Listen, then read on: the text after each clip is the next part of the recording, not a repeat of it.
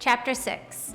By the end of this chapter, students will be able to understand the impact of stimulants on the brain, analyze how external factors influence behavior, differentiate prescription and illicit drugs.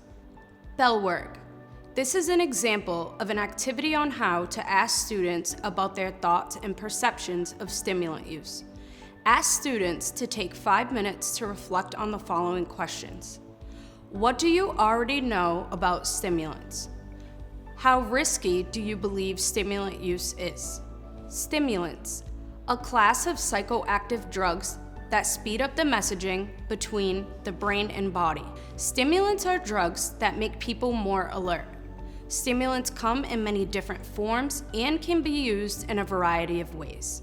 Prescription stimulants. Amphetamines are a form of psychostimulants prescribed to treat ADD, ADHD, and narcolepsy by speeding up messages between the brain and the body. They are helpful for those who may have difficulty while focusing or sitting still. Prescription stimulant examples. On the slide are a list of some prescription stimulants. They are commonly misused to study, to achieve weight loss, or to drink more. It is one of the few substances where use starts as early as middle school and continues throughout high school, college, and even into adulthood. Illicit stimulants. Cocaine. Powdered cocaine was popularized in the late 60s and 70s and was the precursor to crack cocaine. Crack cocaine breaks the basic elements of cocaine from the acid, removing the impurities from powdered cocaine using baking soda and heat. This process creates a crackling sound, hence the name crack. What is the difference? Cocaine and crack look different to the naked eye, but these drugs have no pharmacological differences. Because of its relative low cost, crack cocaine is more accessible in low socioeconomic regions. At the same time, powder cocaine is much more expensive and tends to be prevalent in more affluent regions of the U.S. Higher arrest and incarceration rates for these communities are not reflective of increased prevalence of drug use, but rather of law enforcement's focus on urban areas, lower income communities, and communities of color. Illicit stimulants. Methamphetamine.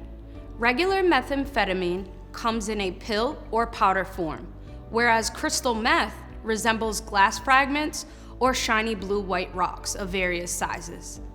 Chronic meth users may experience anxiety and/or confusion, insomnia, psychotic features such as paranoia, aggression, visual and auditory hallucinations, mood disturbances, and delusions. An example could be believing insects are crawling on or under the skin. This paranoia can result in violence, such as homicidal or suicidal ideations. Illicit stimulants, ecstasy. Ecstasy increases energy, experience of pleasure, emotional and physical warmth, and distorts one's sensory and time perception. Ecstasy is usually ingested or snorted with effects lasting 3 to 6 hours. The popularity of ecstasy use with younger populations will come and go over time.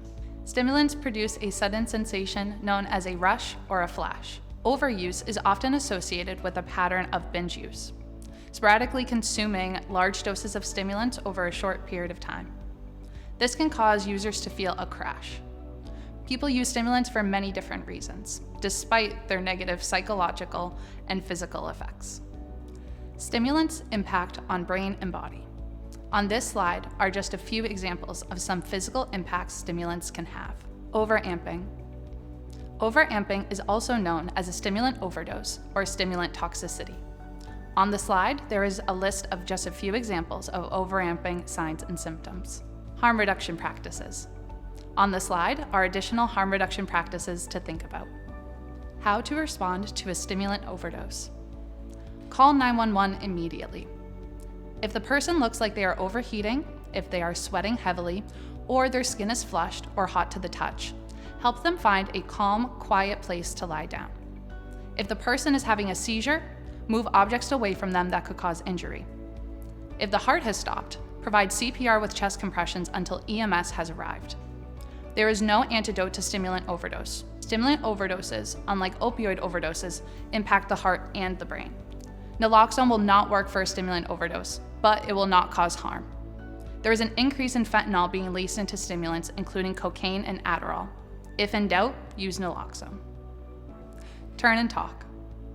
Give students time to discuss the prompt with their peers. Do you think prescription stimulants are less, more, or just as harmful as illicit stimulants? Why or why not?